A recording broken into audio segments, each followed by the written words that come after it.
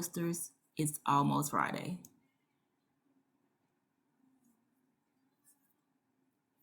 So again, come on in. You can drop your name, pronouns, location, organizations, anything you would like to share with us in the chat as people are joining.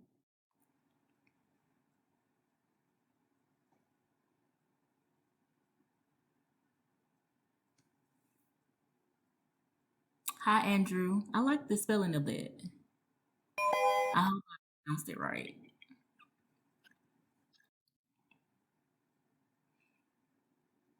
Hi, Dorsey. Hi, Tony.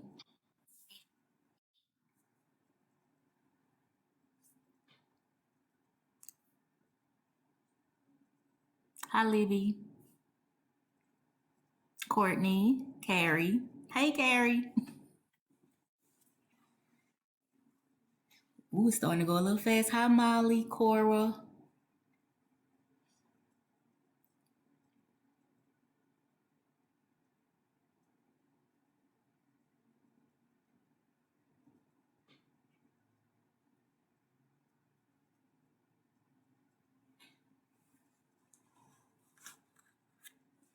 Okay, we'll go ahead and get started. First, my name is Shakari Dominique. I'm a training specialist at Freedom Network, and I'll be your moderator for today's webinar on trauma-informed policies and procedures for housing programs. So before we get started, I will tell you a little bit about FNTI, which is our Freedom Network Training Institute, and it is funded by OVC, the Office of Victims of Crime, and we provide training and technical assistance to service providers working with survivors of human trafficking. We host quarterly webinars on topics related to the intersection of housing and human trafficking. Additionally, we make fact sheets and other resources that you can find in our resource library, along with other webinar recordings at freedomnetworkusa.org. So Freedom Network is a nationwide coalition of direct service providers, survivors, and advocates addressing human trafficking through a human rights-based approach in the U.S. So before I toss it off to your speakers, we're going to go over some basic housekeeping. Today we have live captioning. So if you look at the top of your screen where you see the CC, you can turn on the live captionings there, and there they will be available to you. You can find the chat at the bottom right of your screen to engage throughout the session. You can find any additional resources and a copy of today's slide deck at the top right where you see slide deck. The recording for today's session will be attached and emailed in about a couple of weeks, or you can download the slides at the top right. Finally, please put any questions in the Q&A box throughout the presentation. If we have time at the end, we will answer all questions at the end. So now I'm going to introduce today's speakers. So first we have Cassie Ng, and she is a graduate student of Georgia State University. And we have Julie Bukowski. She is the coordinator of housing and medical service at the International Institute of Buffalo. To read each presenter's full bio, please see the original registration email where you can check out all the good things that they are doing. So we're so glad to have them. Next, we'll go over the webinar objectives. So today we are wanting to share information on housing first, voluntary services, and trauma-informed approach to the service provision. We will discuss initial steps to begin shifting policies and procedures where they can become more trauma-informed. And also, we will practice how to apply a trauma-informed approach to policies and scenarios. And as we close today's webinar, an evaluation link will pop up automatically, which we would appreciate you completing. Please note that this webinar will be recorded for upload in our resource library. So again, any questions in the Q&A, you can talk amongst yourselves or to the presenters in the chat, and I'll be monitoring the chat. And without further ado, I'll pass it over to our speakers. Enjoy today's webinar. Thank you so much for that introduction, Shakari. My name is Cassie, and I'm super excited to be here to co-present with Julie on these topics. But before we sort of launch into sort of the foundation and background, we wanted to get a understanding of the populations that your program serves. So if you would like to drop that in the chat so we can keep that in mind for our presentation today. Slide, please.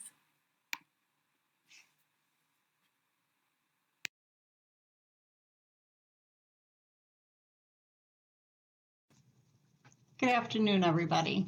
Again, thanks, Cassie. I'm also excited to be here with you. This is really exciting to present on this topic and information. So we're asking, does your program have multiple funding sources supporting? And wow, it looks like the majority of people on this call do have multiple, but we'll give it a few seconds.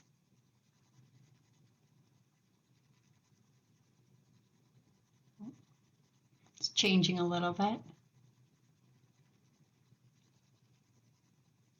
Okay, so it looks like the majority of you do have multiple funding sources that support your housing program. So that's great to hear.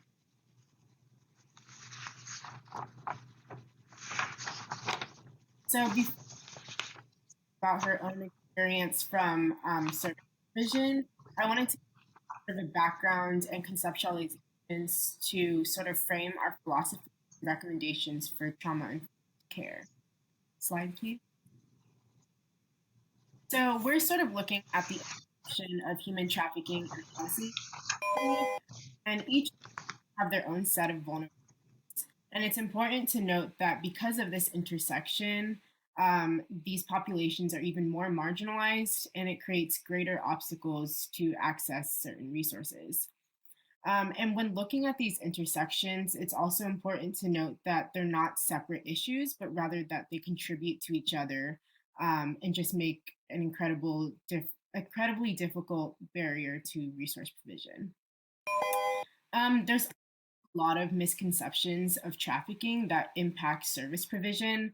So one of the major sort of ideas that are really rampant in media is this idea that a lot of victims of trafficking are young white women, or they build on the trope of the fetishization of Asian women. And that's sort of in conjunction with this idea and misconception that the traffickers are foreign men and movement across borders and those type of ideas. And those are really rooted in racial prejudice and affect service provision as well. And there's also a lot of underreporting, which makes it really difficult to get accurate statistics and representation of the populations in need of services. So, for example, there are certain populations like undocumented individuals who are intentional about trying to not be visible and representative in these statistics. So that's why it's really necessary for services to be prepared to serve all populations, regardless of their demographics. A key component to this would be making sure that your resources are really adaptable to individual needs as well. Another issue for this intersection is also that in common discourse and policy, a lot of the attention really focused early on sex trafficking rather than labor trafficking. And labor trafficking sort of reaps the consequences of that by not being able to access as much resources and just attention in the public atmosphere. Slide, please.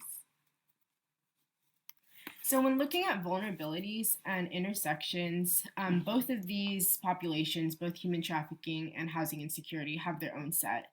But they're also sort of compounded and related. So when we look at poverty, we see housing insecurity, job insecurity, lack of access to medical care, and that also includes mental health, which not only is from affecting these specific vulnerabilities, but also because of general stigma around mental health. We also see discrimination with racial prejudice, sexual orientation, and gender identity discrimination, and also immigration status like undocumented individuals. As far as history of abuse and neglect, that's something that really gets overshadowed in these dialogues.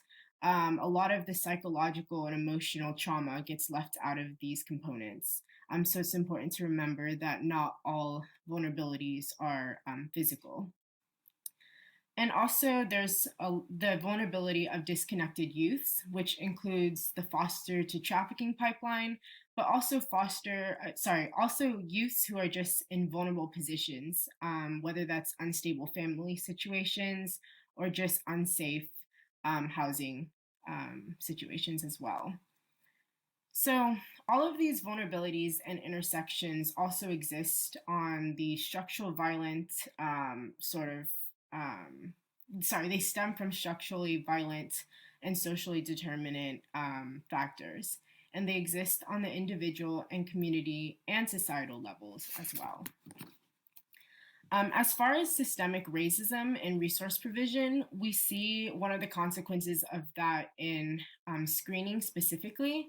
So for the vulnerability index, which is a service prioritization tool, the VI SPDATs see a lot of racial bias when assessing vulnerabilities. So we've seen that this prioritizes white individuals for housing access. And that sort of really ignores the unique racial trauma and structural violence experienced by BIPOC individuals. Slide, please. So the first framework that we sort of recommend is the housing first. And this framework recognizes that housing is a human right.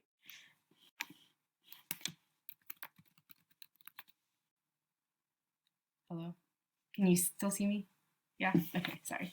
That housing is a human right. It also includes supporting the survivor voice and choice for housing resources, and it's part of trauma-informed care.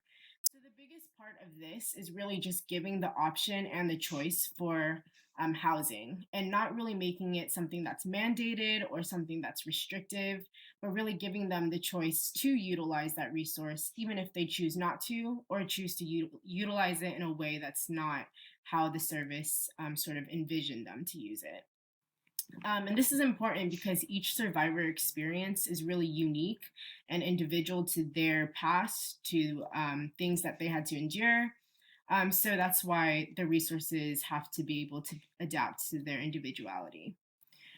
So personally, when I experienced this navigating housing insecurity, one of the resources that I was trying to navigate had a really strict curfew. And they also mandated that I was like there for a certain set number of days. And that was really just restrictive and not conducive to my personal situation at the time. Had there been more flexibility in that resource, I would have been able to find housing security much quicker. Slide, please. So the second framework is a person-centered approach, and this really honors the survivor as the expert on their own life and experience. So the biggest component of this is really trusting the individual to know what they need and what they want. Resources sort of expect the individual to trust in their resource and service provision, and that doesn't really work without actually trusting that individual as well, because it's a two-way street and it's an open dialogue instead of a one-way sort of approach where you have expectations on the individual.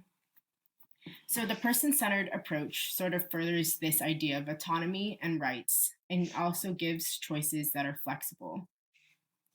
It also sort of encourages this idea that survivors can identify what justice means to them, and this increases agency and empowerment.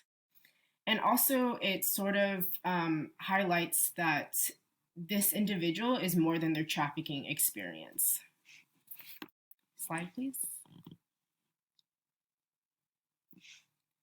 So in the previous slides, both the housing first and person-centered approach are both leading up to trauma-informed care. So this really centers the survivor's preferences and their choices and their voice. And it, again, you're placing trust in their survivor to know what they need.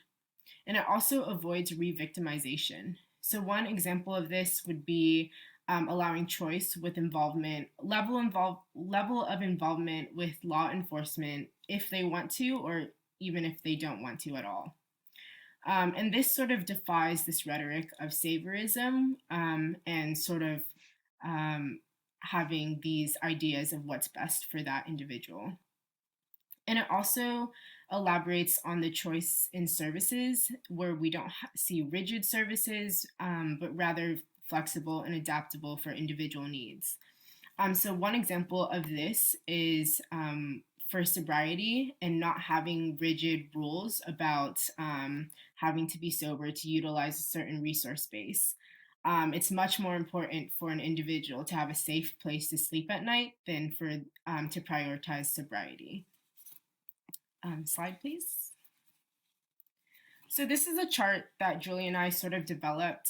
And one thing that she mentioned that I thought was really important was this expectation and not exception, and that this is something that should be the normal moving forward in trauma-informed care.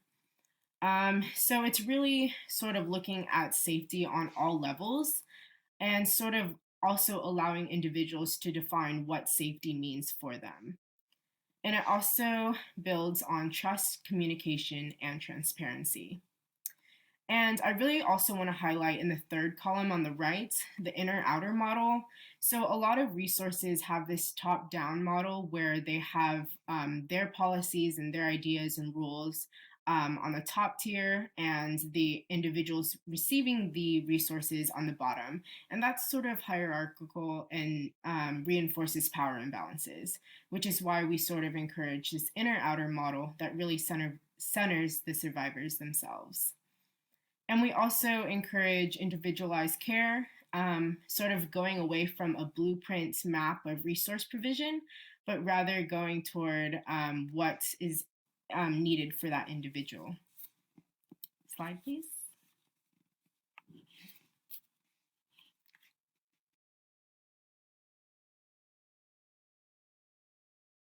Some background on those frameworks and integrating trauma-informed frameworks into our work. So I'm with the International Institute of Buffalo, and we started our own specialized housing program about 3 years ago with a specialized grant. And so I'm here to talk about a little bit about how we have had successes and challenges within that program. Next slide, please. So when we first started looking at building this program, we wanted to look at some philosophies that the program would follow. And so we wanted to look at, of course, operating under a housing first model. And we wanted to make sure that we were providing supported services that valued some flexibility, client choice, and autonomy. We also wanted to make sure that we were grounded in a trauma-informed care approach. And our housing case manager wanted to make sure that we were focusing on key elements like safety, trust, transparency, choice, and empowerment. We thought about following a harm reduction model and wanted to make sure that we were not driving how a client identified safety. The client would be driving how they identified safety, and what that looked like for them as an individual. We wanted to follow a voluntary service model, and so we wanted our survivors to be able to choose which service they wanted to engage with and when and how they engaged in those services. Next slide, please. So when we started looking at our program, we needed to be able to put some policies in place so that we were, all of the staff that was involved were following similar policies. And so we wanted an environment that began to look at and value certain practices. And of course, those included non-discriminatory practices. We wanted to make sure that we were offering the same services to all of our clients, not just some of our clients. Safety planning was a very important component, again, to be offered to all of our clients. We wanted to be able to be an environment where we were culturally competent. We wanted to understand and respect values and beliefs and attitudes and customs of the different populations that we served.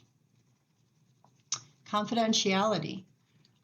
We wanted our survivors to understand that they had the right to keep all of their information confidential, whether it was while we were working with a landlord, when we were working with different housing organizations. We wanted our clients to be able to tell us whether or not they wanted any information shared. We, of course, wanted to make sure that we had a language access plan in place, and whether that was utilizing language line or in-person interpreters. And we wanted to make sure that we had some sort of a grievance policy in place. We wanted clients to have the right to express issues or concerns that they had, or that they identified feeling were wrong to them in their unique situation. We began within our policies to wanting to make sure that choice was a huge component and that we were offering choice to all of our survivors. And so within our housing program, we looked at things like, where does the survivor want to live? Where does the survivor feel safe? What type of a unit does the survivor prefer? Do they want a building, an upper, a lower? Things of this nature. And it took us some time to figure out that these were things that we needed to be asking our clients. What rent is the survivor comfortable with? Has the survivor ever had utilities in their name? We worked with many clients where we found out after we obtained an apartment for them that did not include utilities, that the survivor's trafficker had used their name and social security number for past utilities, and they had huge bills. And so those were some things that we had to really take a look at. Next slide, please. So within our program, we've had some successes, and some of those include our survivors identifying that having a separate housing case manager from their primary case manager is preferred. So within our specific department or our program, our housing clients have a primary human trafficking case manager, and then they work with our housing case manager.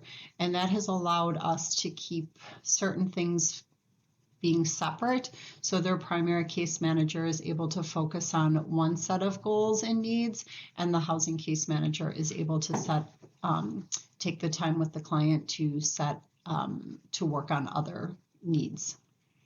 Some of our clients have stated that while being in this program, they have experienced the longest period of time of being in safe and stable housing since being out of their trafficking victimization. For some of our clients, that may have only been several months. And at first that was hard to, we didn't see that as a success, but we needed to realize that for the client, they identified that if they stayed in housing for 6 months, that was longer than they had been in safe and stable housing. And of course, successful relationships with community landlords. This has been so important for the continuation of being able to offer our clients not only safe, but habitable housing, housing that we know is well maintained, and a landlord that we can have good communication with. How we built some of those relationships were by going out into the community, going to into certain rental offices, saying hello, kind of getting our name out there, letting them know that we were interested in properties, interested in available units, and slowly we started building those relationships. With those successes, of course, we've had challenges. The availability and affordability of housing in our area. Limitations, which include funding sources, resources, and of course, capacity. Our program was a small program. We were only able, in the course of our time, able to serve 20 to 25 survivors. We hit that capacity very quickly, and so capacity can always be a challenge. Meeting rental requirements. We found that some of our clients did not have a credit history. They either had poor credit or no credit. Many of our clients did not have the income requirements that were required by certain rentals. And some of them also had convictions. So when background checks were being obtained, we've worked with clients who have been incarcerated or who have had violent crimes on their records. And of course, just general eligibility requirements, even things as simple as different photo IDs that are required. Many of our clients do not have access to those. Next slide, please. So where do we start with all of this? Where do we kind of start either within our own organization or with other organizations that we work with that our clients are connected to? Next slide, please. So first of all, we can start by creating buy-in within our own agency, kind of shifting our framework. How have we historically been providing services? Do we need to make changes within how those services are provided? Readiness. So is everyone in the organization ready for some of these changes? Whether that's management, supervisors, direct service providers, direct line staff that are working with our clients. We also need to address uncertainty that staff may feel around making these changes. So first of all, identifying, do staff have concerns, and what are those concerns? Do they need training? What support do staff need? Including staff from a variety of roles when learning and developing new ways to operate these programs. Looking at other programs within our community. Are we partnered with some of these programs who are already doing some of this work or who already have these types of frameworks as part of their organizations? And then practice openness to learning new ways of offering services. So that can be something as simple as, how does a survivor like to meet? Do they like to meet in person? Do they like Zoom? Do they like to meet by phone? Kind of being open to letting the client guide how those services are provided. At the International Institute, we created a policy and procedure guide sheet. And we did that so that everyone who came in, whether we had staff changes or if someone was out and someone was filling in, kind of knew and had something to look at. They had an immediate orientation of how the program runs and how it's helpful for us to provide these services to our clients. And in regards to practicing openness of new ways of learning, I'll share a story about a client who was in our program, very transparent that she had never lived independently, very transparent that she wasn't even sure that she could live independently. She had always lived with multiple people, but she wanted to try. And so our job was to support her in that goal and to help her either link to services that she identified would help her obtain that goal or provide the supports within our own services that would help her obtain that goal. Next slide, please. So creating a trauma-informed culture within our organization. How can an organization begin to create this type of environment? And so we look at the 4 R's of trauma-informed care. And the first one, we kind of want to realize the widespread impact of trauma and kind of understand the potential paths to and for recovery.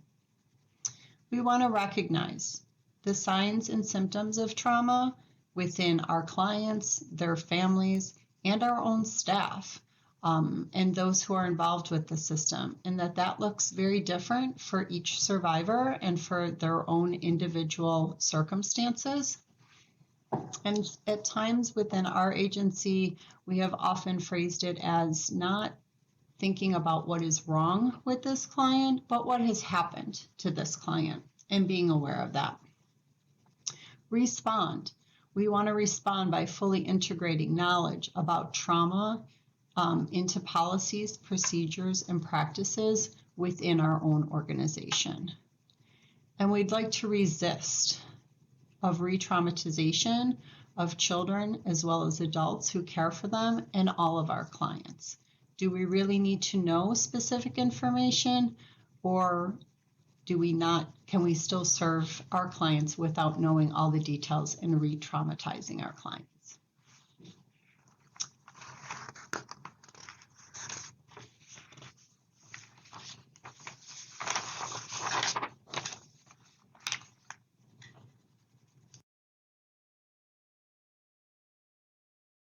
Successes have worked well with your program when trying to implement trauma-informed policy and procedure.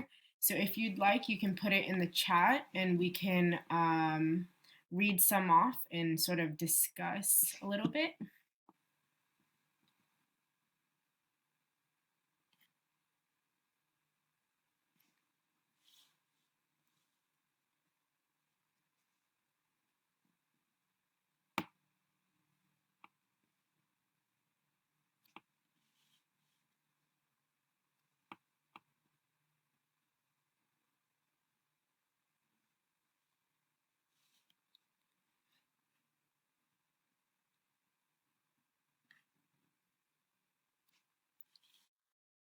I see we have a couple of people typing, so we'll give you all a few moments to let us know what has worked well for your program.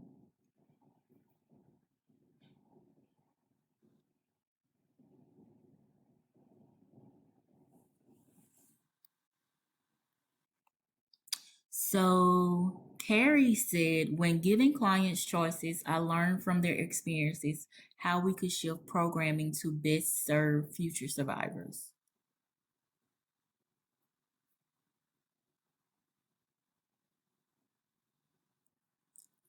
Beth says, what has seemed to work well is being clear and honest with the client, but gentle with the information.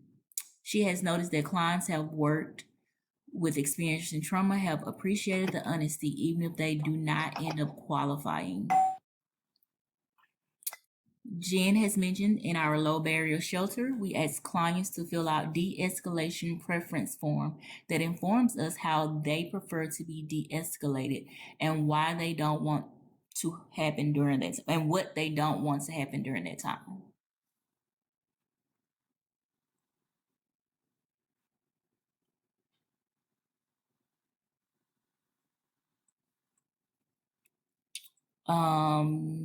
Josh says establishing a network of landlords in the area that we know empathize with population of individuals experience homelessness. This is really good. Catherine mentioned by giving clients lots of choice to engage in and set up their own treatment plan. That's good. Kimberly, she says, I am new in this role as a housing advocate and need to learn more about trauma informed care. And she believes this will improve the administration of their program.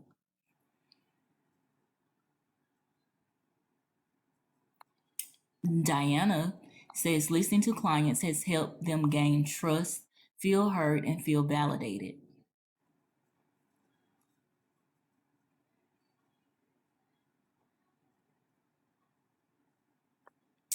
Grace says being careful to keep an unconditional regard for the client, treating them like people 100% of the time, even with other staff.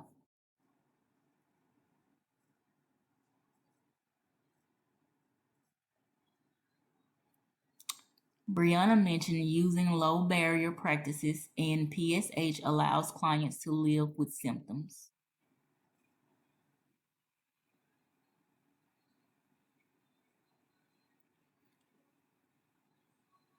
Ongoing training and support to staff as we implement new policies and practices to programming. And follow up with them to help redirect if needed was mentioned by Carrie. And we'll join back in with the PowerPoint. Thank you so much for all of your input. This is really good things to share, and it's also helpful so some of y'all can see like some things that work for other people to sort of note and implement in your service provision. Slide, please. So now we're going to sort of ask the opposite question that you can also put in the chat. Some things and barriers that you found that made it difficult to implement trauma-informed policies and procedures in your resource provision.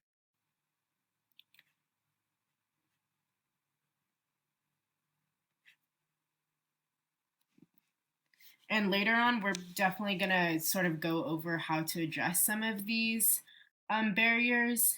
But I also know that a lot of things are just sometimes just frustrating when it comes to things that are out of your control as a service provider.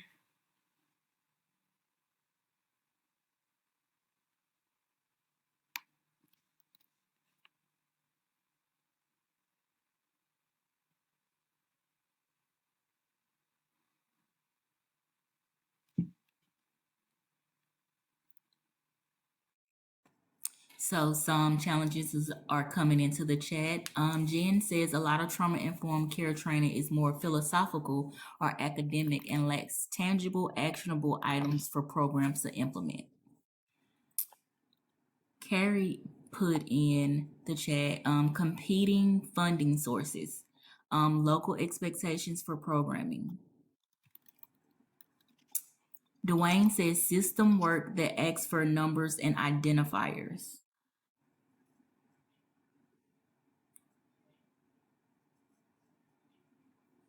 Beth says there is a confidential information that is required for us to obtain our programs, and some of the information we need to ask for is triggering to people we work with. It has been hard to make policies or procedures around this because it is a requirement.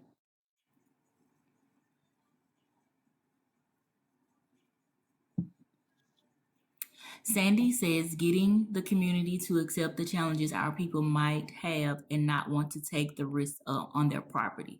So I can see that being a really big challenge, Sandy. Some landlords don't want to take the risk. Okay, and I'll read one more. Sydney says navigating other community services like law enforcement and hospitals that are not necessarily trained on trauma-informed care. Speak on it, Sydney. The law enforcement one, really. And I'm going to toss it back over to our presenters to keep going.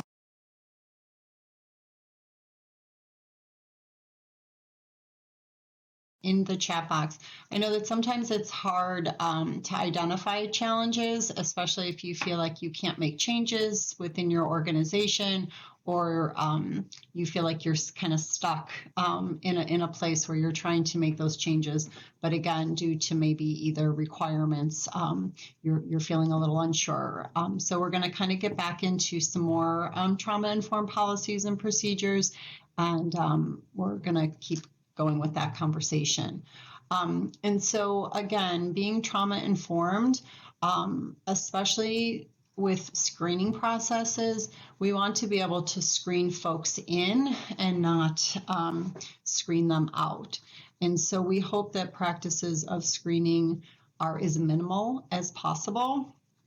And along with that, we are hoping that the collection of information that is needed on an intake is also as minimal as possible. We don't want to re-traumatize our clients, and so we hope that we're not asking questions that are not necessary in order to house them, that we're asking questions that are only pertain to their safety and housing. We want to be able to provide ADA compliant accommodations for survivors with disabilities, and of course, language access services and language access plans. And both of these are very important because as an organization, if you're receiving federal funding, these are a requirement of receiving that federal funding. We want to make programs and services for our survivors optional and voluntary. Again, we want to let the survivor lead with their needs and wants, and then provide services according to those needs and wants. And we want to avoid controlling policies such as early curfews or limiting technology use or enforcing drug testing. We want to see what we want to look at the preconditions of our program that our program has, and then see how we can make adjustments. So do we have, minimum income requirements? Do we have sobriety requirements? Do we have a completion of treatment certificate requirement? Things like that. And we want it that substance use is not considered a reason for being exited out of our program or not being enrolled in a program. So at the International Institute, we want to always try to make it that we're not having as many barriers and as low barrier access to our program as low barrier as possible. Next slide, please. So we always want to prioritize safety planning for all of our survivors. And again, what does that look like to the survivor? How do they define safety? How are they currently defining safety? We want to ensure that all decisions are made with the survivor and not for the survivor. The decisions that I may make or someone else may make may not be the same as the survivor, and we want the survivor to be making those decisions. Identify community partners who can assist the survivors in areas where maybe you cannot.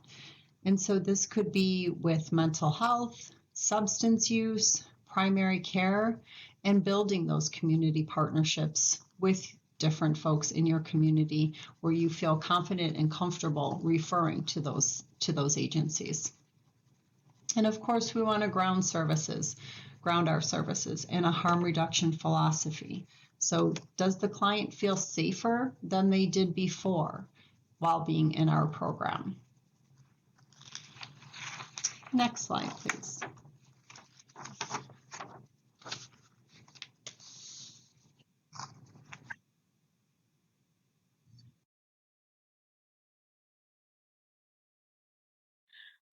And some of y'all had mentioned earlier when we asked about challenges, certain things that you faced when trying to. But it's also important to note that trauma-informed policy and procedure is not a yes or no thing. It's not a black or white sort of goal, I guess. It's more existing on a spectrum. So as long as there's a constant intentional movement toward being trauma informed, that's sort of the goal and the best that we can do. Also, it's trauma informed is constantly evolving with new research and new dialogue and inclusion of survivors themselves. So that's also important to note that it's a constant learning process that we're all sort of in this together. But there are some notable barriers like funding streams where you have private funding streams or public, you have local, state, national, and all of those really impact decisions and also mandates as well. And we also see a lot of extraction practices and saviorism in certain types of, I guess, initiatives in trying to address these issues. And that also creates further valid mistrust in services from the survivors themselves. So one suggestion is really to just keep on including survivor voices in these dialogues, and also include feedback in your resource sort of evaluation in order to see where you really fall on the spectrum of trauma-informed care. Another thing that I really want to mention is that you as a service provider are on the front lines and in direct contact with these individuals seeking services. And that positions you in a really unique opportunity to really listen to the individual's needs. A lot of policymakers and people who make legislation, they're not really in direct contact with these individuals. So it's really important to know that that's a privilege that you have, and it's sort of a great thing that you can use that to center survivor voices as well. Slide, please. So now we're coming to this section where we're going to sort of review examples.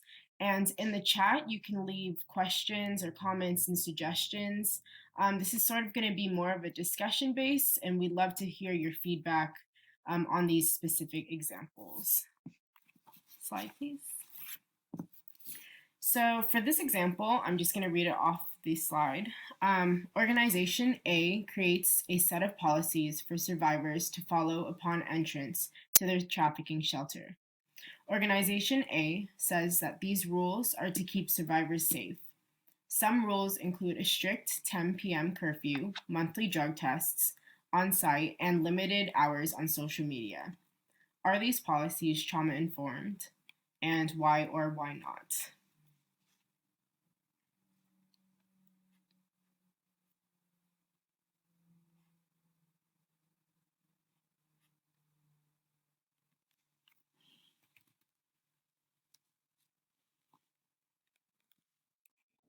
I see we have a couple of people typing in the chat, so we'll give it a few moments to answer this question. Yep, absolutely. Yeah, it's definitely not trauma informed. I see that a lot of people are saying too many restrictions. Whoa, sorry, it's going really fast. Yes, very controlling, restricts accessibility, limited hours in social media. Yes, it's taking away a lot of autonomy, definitely.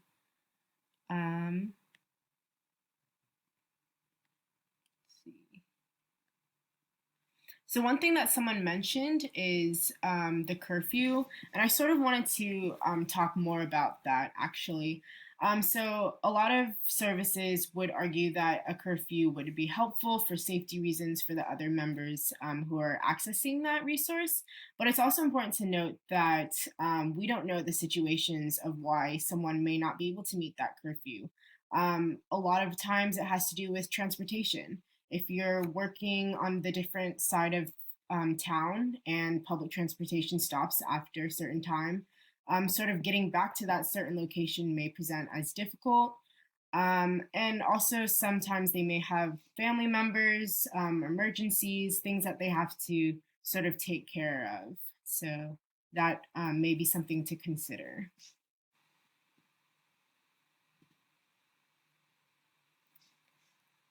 Let's see. Yes, definitely. So I think Alicia said that they're policies and rules instead of guidelines and expectations.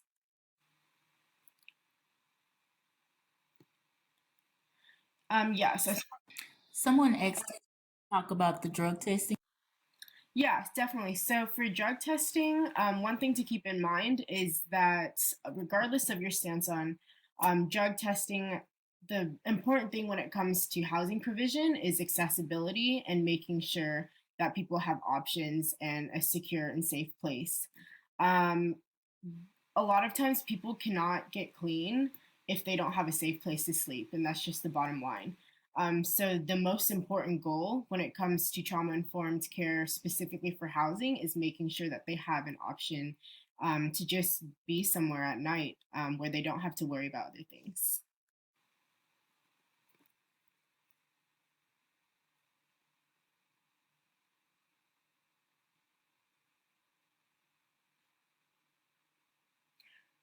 Yeah, someone mentioned as in regards to the curfew, they have a curfew, but they also allowed sort of like an open communication. That is a good, I feel like that's a good sort of negotiation where you continue to look out for other people, but also open up that line of communication, definitely. All right, we are gonna move on to the second example. So it says Organization B creates a policy that states that survivors are able to choose the services that they'd like to engage with while in shelter. Some survivors may choose to only stay in shelter, while others may choose to receive other types of services offered as well. All survivors will be given information detailing all of the options available to them. Is this policy trauma informed? Why or why not? Yes, Claudia got it. It definitely is. But also remembering that trauma-informed policy and procedures sort of exists on a spectrum. So there's always room for improvement. Are there any things that you think that could take it a step further in opening up or moving toward trauma-informed care?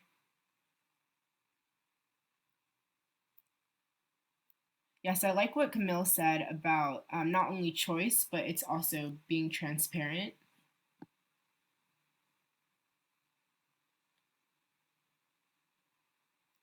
And yes, Grace said voluntary services and survivor-led, which really sort of emphasizes that empowerment and autonomy aspect. Definitely. All right, I feel like this example is pretty straightforward. Oh, wait, let's see.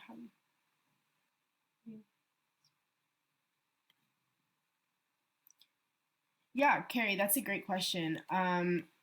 Yes, I think someone actually had answered that. Camille, actually, when she talked about transparency, sort of having that open dialogue, whether that be written or disclosed verbally. Also, remembering that certain people may have limitations when it comes to written information, I guess, whether that's language barrier or reading level. So that's one thing to remember. All right. I don't know if we want to move on, Julie.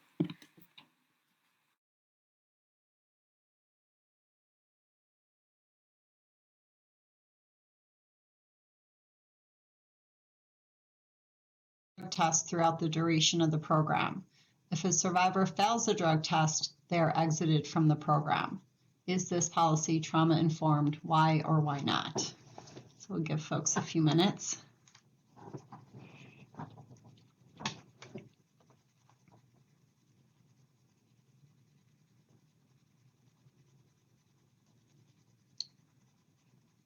All right, we got a lot of nope, no, no, no, no, no, no.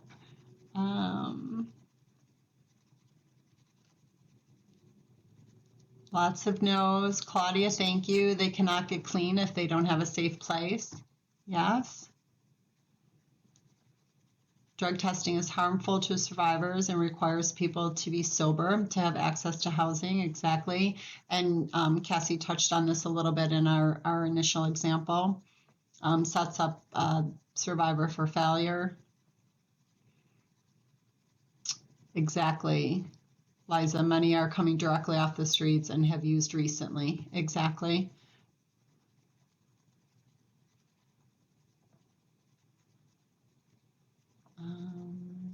Not at all. Amanda, no, but can you talk about how housing facilities might deal with it? So we'll get into a discussion a little bit about that, Amanda. So hopefully it will answer a little bit about some ways you can address that.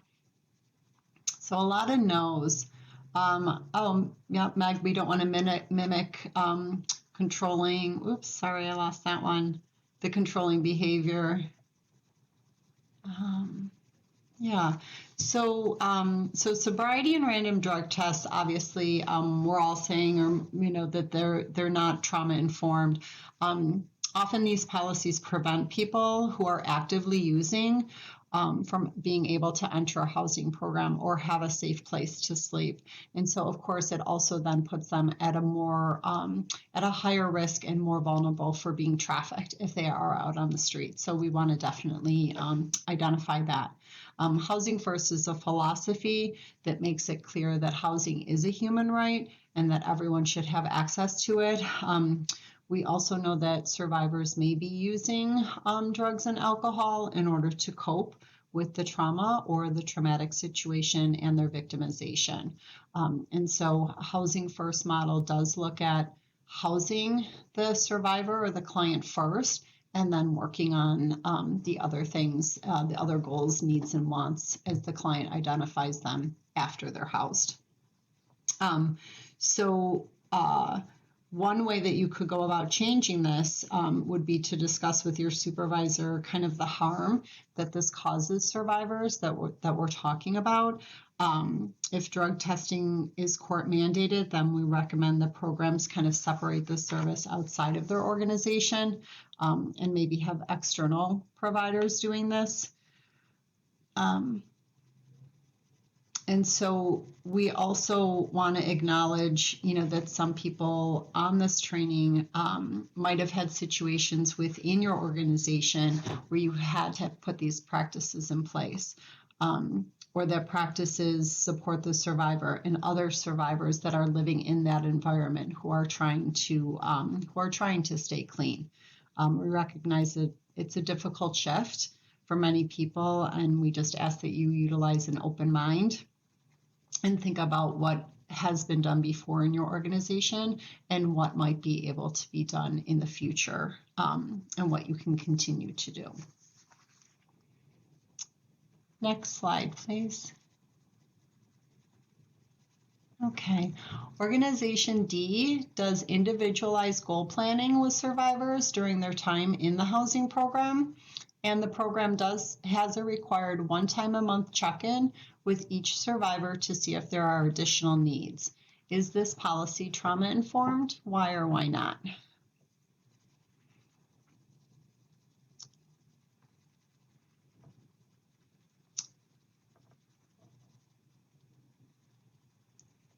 And I think we've got a lot of yeses so far.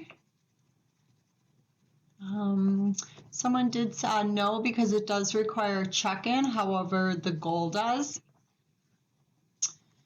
Curated specifically to client needs instead of a blanket plan. Thank you, Courtney.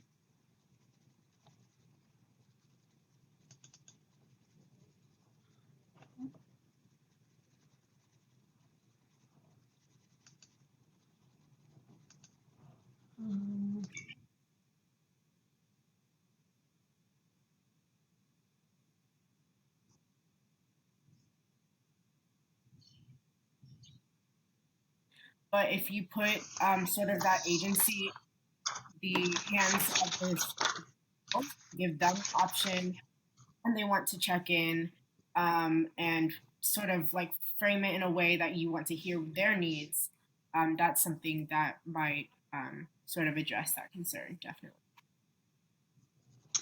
Yeah, I think that we want to acknowledge that being trauma informed does not mean being hands off. So programs do have to have some parameters, and transparency is important.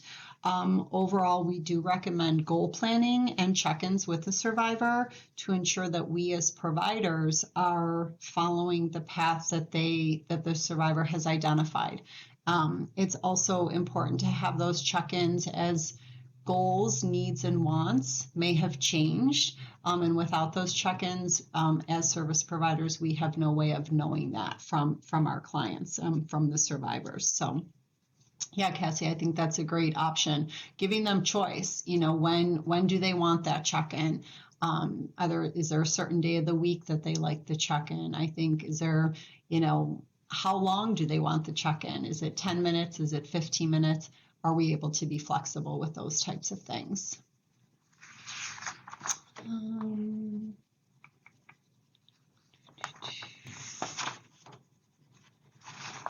Great. Can we go to the next slide? Okay, so Organization E is new to a trauma-informed and voluntary services approach and are now required by their funder to change their organization operations and program policy and procedures. You as staff members are new to this philosophy. This is a twofold question on this one. So what is your personal accountability to implementing a trauma-informed model? So you as a staff member, and then what training or support is helpful to have from your organization or direct supervisor?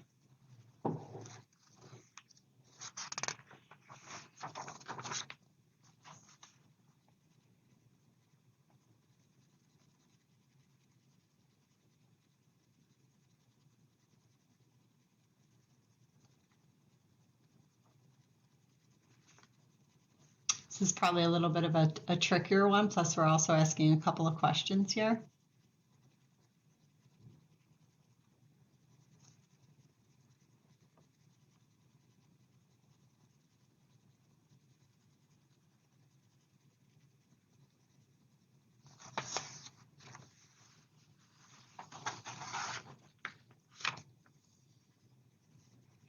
Okay, so we've got Megan says to learn. Oops, wow, that goes ahead to learn what it is and attend and participate in training offered by the employer. Yes.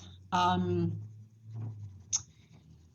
are responsible for implementing the information on which you are trained. Your organization and supervisor are required to provide you with training that explains trauma-informed care and voluntary services.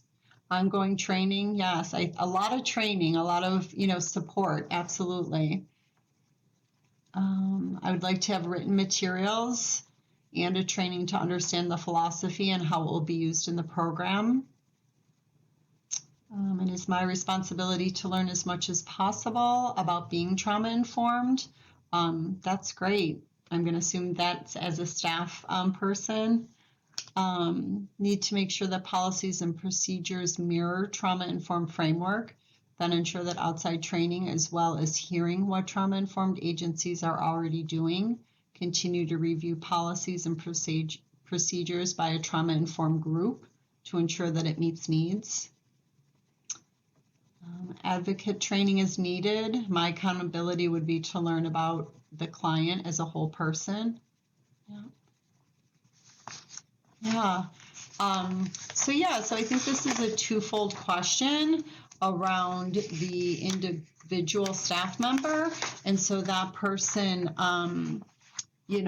might want to read more about the philosophies of trauma-informed services, and then maybe reflect on how this benefits survivors and how they can see it benefiting the survivors that they work with.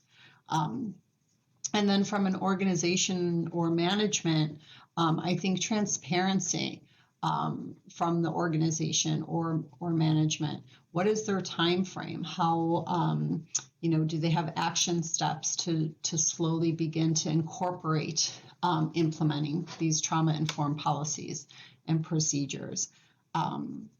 Space within the agency to learn as a team, to learn with your other colleagues, other case managers. And then, of course, one-on-one. You may need one individual. I may need more one-on-one with my supervisor than my colleagues might, especially depending on what my background is. So yeah, all good. A lot of training, lots of different training opportunities. I also want to highlight what Melissa said. Sorry, Julie, for jumping in.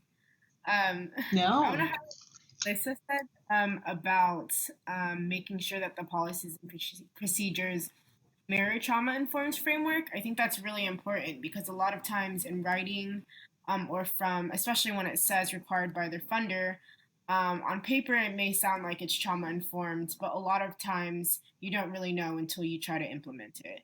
And that sort of goes back to direct feedback and dialogue with the people who are directly affected by those and those changes. So I really like that response about sort of, yes, the first step, or one of the steps is to really make sure that these changes are trauma. Yeah. Okay.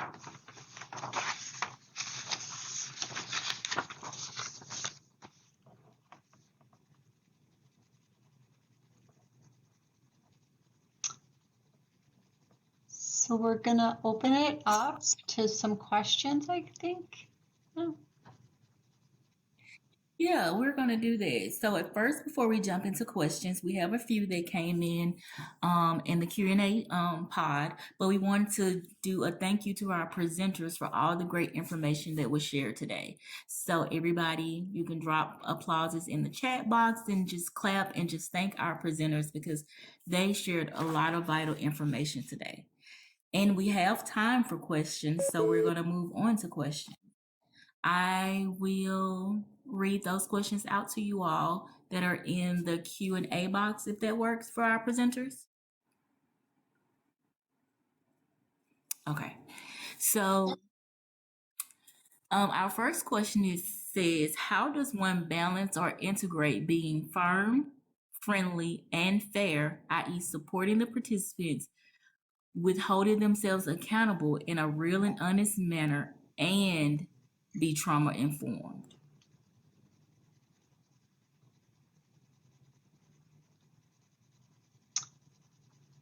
Thank you, Shakira. So I think transparency is kind of the first step in that. So being open and honest about what your program can do and can't do, and then providing choice where you can provide choice, and providing the client to decide how and when the services that are available to them are executed.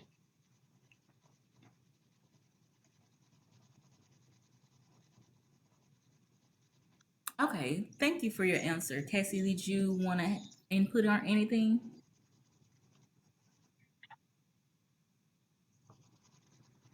Okay, so now we will move on to the next question. So, what practices did you implement to increase engagement with so much flexibility slash optional services?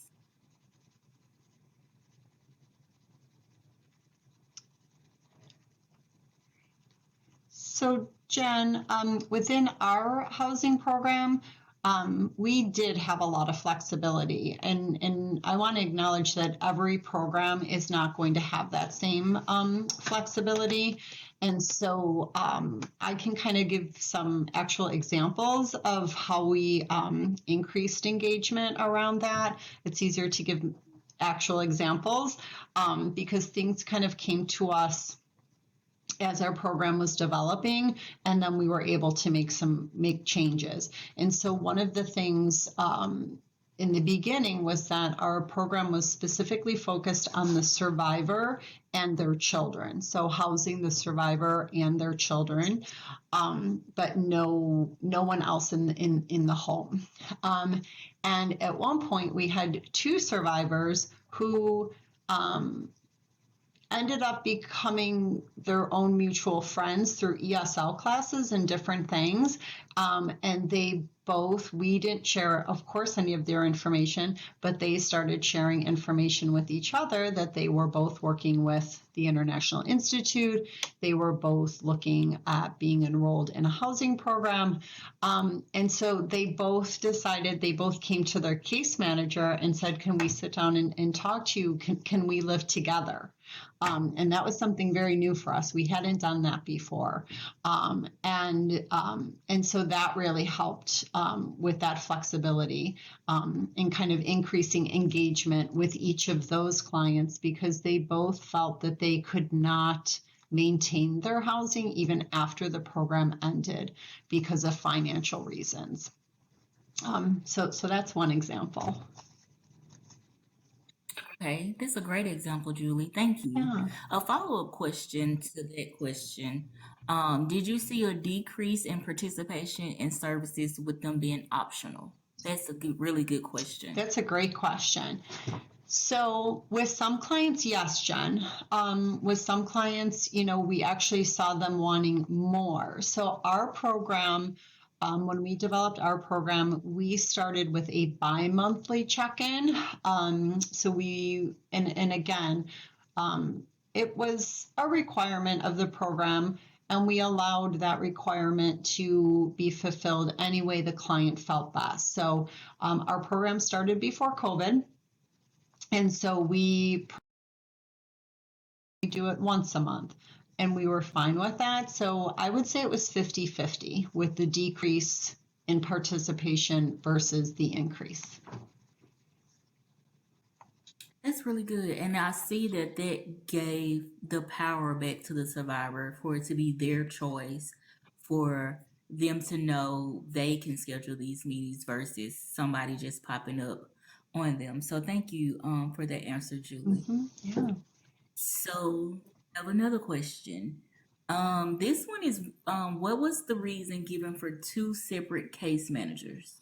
Oh, I'm not, okay, go ahead. yeah, sure, Carmen.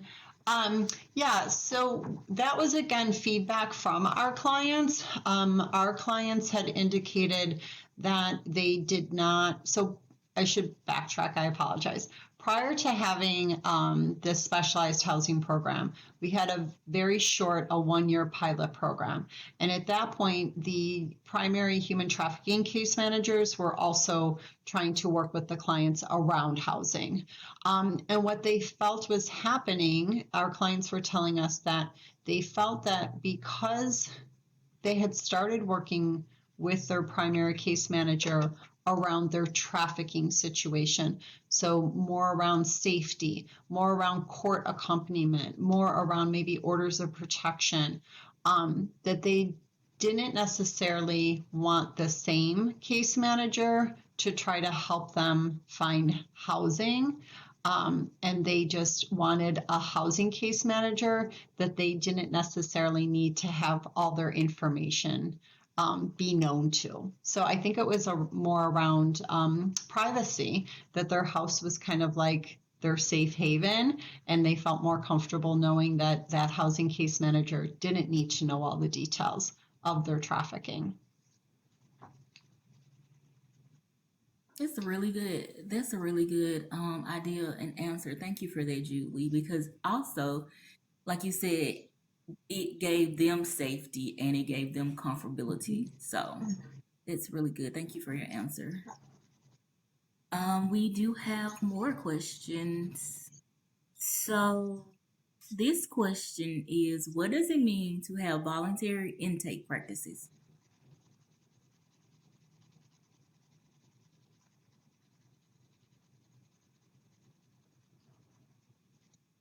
I feel like we may be doing a round of Jeopardy here, so I can repeat the question. So, what does it mean to have voluntary intake practices?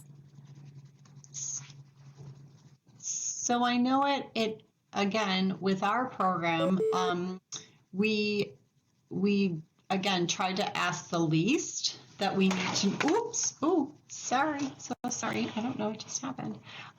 We try and ask the least during that intake, and again, we want to screen folks in, not out. And so that's that. I don't know if I'm answering your question altogether, Carrie. But I think voluntary meaning we're not mandating what is being asked of them to do the intake. We're not mandating that they participate in. We're giving information about what our program offers. Yeah, I think you answered that perfectly, Julie, because you're saying they have the option to give as much or as little information about what brings them to your program seeking services. Some survivors may not feel that they are even ready to talk about the experience yet. So that's basically just saying we don't need to know all your business for you to receive services here. And I really like that y'all do that, Julie. So thank you again for your answer. And we do have follow-up question. It says, how does staff offer options during the intake process? Sure. So again, I think it comes down to offering those choices. Options of what is the client, first of all, other than housing, what are their needs and goals? So some of our clients will tell us that maybe they need assistance with DSS. Some of our clients will tell us that they need assistance with maybe applying for HEAP or different resources that can help them once they're established in their house. And so I think our staff offer to do that in a way. Do they want to go in person? Do they want to be accompanied to the HEAP office, to the DSS office? Do they want to try and do this over the phone independently or with their case manager along with them? So I think just again providing options and looking at how you're providing services And is there another way that might work better for that client, and letting them choose? And I also think, Okay, great. That sorry. makes. I think Go a ahead, big Cassie. step in that, to address both your questions, Carrie, is to just ask from the get go, like, what are their needs? What do they need right now? That is a great starter to sort of open dialogue without coming from a lens that might be perceived as judgmental, or something that they would feel uncomfortable with.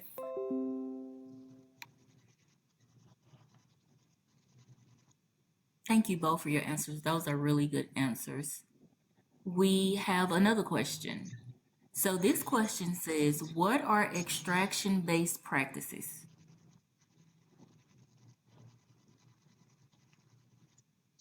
You're referring to like the extraction based models, which have been previously used and are still sometimes used by some organizations, in which they sort of focus more on abrupt, like saviorism type of removal of trafficking victims from situations without really contextualizing the entire situation, and also sort of leaving out the agency of the survivors themselves. And there's just a lot of repercussions from these practices, and it's not very in line with trauma informed care.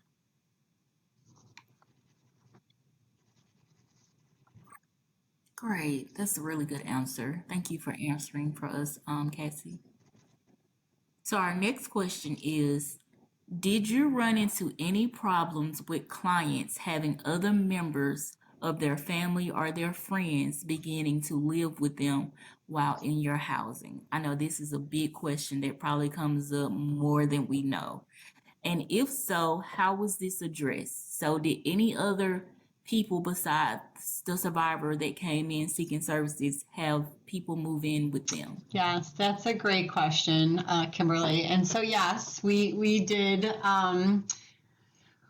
come across this, and at times we really didn't know whether they were just visiting or living. And so, again, our program, we were able to be extremely flexible. And so we talked more about things like, you are the only person on the lease, or you and your children are the only person on your lease. It could be a violation of your lease if other people are living with you, if you don't notify your landlord.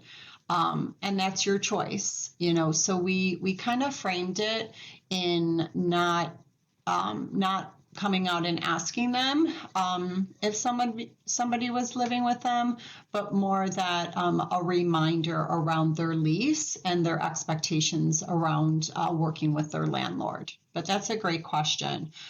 So that's kind of how we addressed it.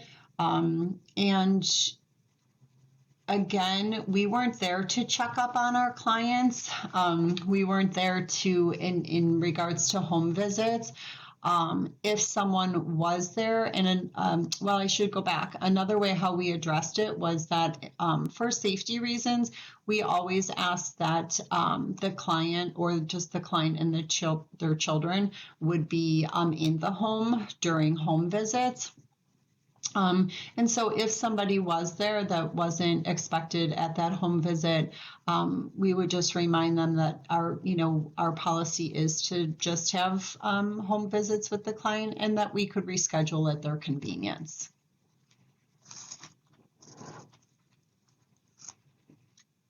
That's a really great question. Thank you for answering, Julie. And it's a great answer as well. It's, still giving them choice, but also I'm not there to be, for lack of better words, your probation officer. I'm here to be your advocate and your support. So all I can do is remind you of your lease agreement versus, telling you or demanding you that this person must leave. So really, thank you, Julie, for the way you all are handling these things. So we have another question. It says, can you talk about how trauma-informed programs have been able to measure their success? Sometimes grants want certain outcomes or things, and if things are voluntary, it may not be possible to reach them, if that makes sense. So that's the question. So how do you measure success in a trauma-informed program when your grants are requiring you um, to show certain outcomes? Yeah, so I think success can be measured in many different ways. And so in our program, we looked at success that if a client, in our intake, um, we would ask, it actually wasn't in our intake, it was in our, once someone enrolled in the program, we would ask them if they were open to answering a question about how long they had been unstably housed prior to being enrolled in our program. And if they were comfortable answering that question, that would kind of be a gauge. So if someone said that they had been couch surfing or street shelter living for 3 months, and then let's say they entered our program and were successfully housed for 5 months, that was a success. We had to measure, we had to be creative of how we measured what that success looked for. And I understand, like, right, grants, we're all in different funding sources, and so that gets a little complicated. But I think sometimes you have to be creative of how you're measuring client success.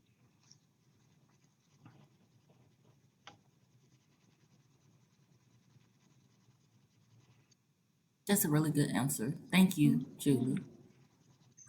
So our next question is, Cindy says, we have seen that providing too much autonomy in our housing program can lead to clients not even coming home. How do you balance autonomy while still making sure the housing resource is being utilized?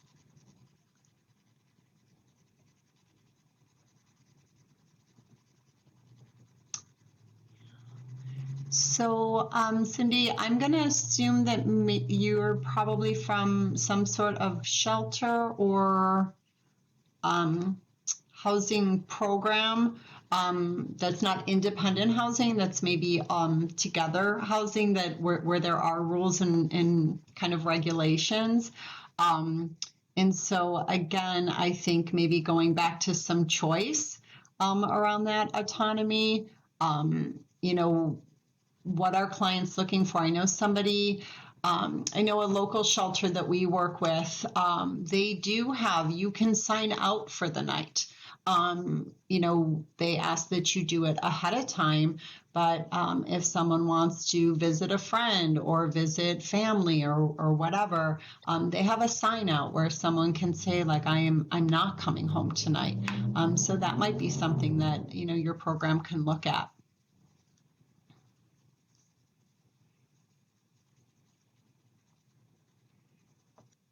Thank you for that answer. That's a great answer.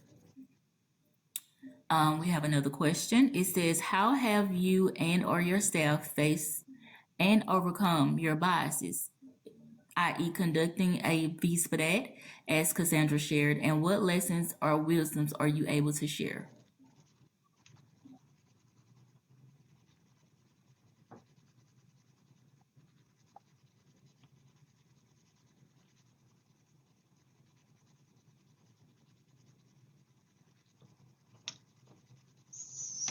So I'm sorry, Jose, I don't have a lot of information on that. We don't actually, in our agency, we don't do the VI SPDAT because we're not an actual shelter organization. So I don't have a lot of information to give you, but we can certainly kind of look into that and maybe talk with some other colleagues through the Freedom Network and get back to you on that. Of course, it's a great question, Jose, and thank you, Julie, for your answer. I think we have one more question before we are going to begin to wrap it up. So it's Tyson asked, how do we as on the ground folks best advocate to our organizations and program leads to effectively enact trauma informed policies and procedures? So this is basically, I think, a team member is asking, how do we advocate for our organizations and programs to use trauma-informed policies and procedures?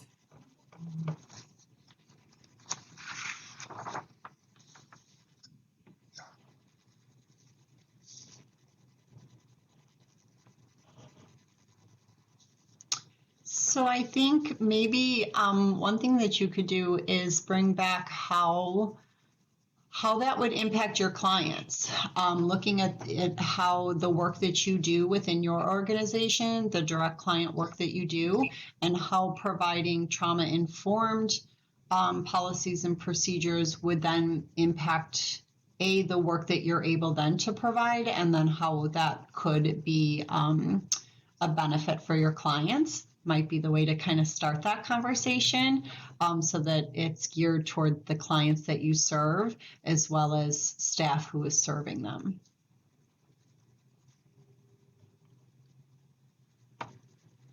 That's a really good answer. Thank you, Julie, for answering that. And I will add as well, just informing the organization and the leaders of the evidence. There's a lot of evidence out there that has proven how trauma-informed policies and procedures have impacted survivors for the good, for the betterment, and just long-term success. So if you need to compile research, show them where the evidence is. And even if push comes to shove, just ask them if we can try it out for a little bit, do a trial run, and see how they will take to that.